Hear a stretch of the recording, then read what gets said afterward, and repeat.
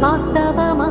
ఇన్నాళ్ళ గాయాలు మాయమమ్మా, అచ్చంగా ఈ రోజు నాదేనమ్మా. కన్న ప్రాణాలు ఉల్లాస తోరణమాయేనమ్మా. కంటి చెమ్మల్లోనూ నేడు సంతోష ఛాయలమ్మా. నమ్మలేని కలలు నిలిచే కనుల ముందే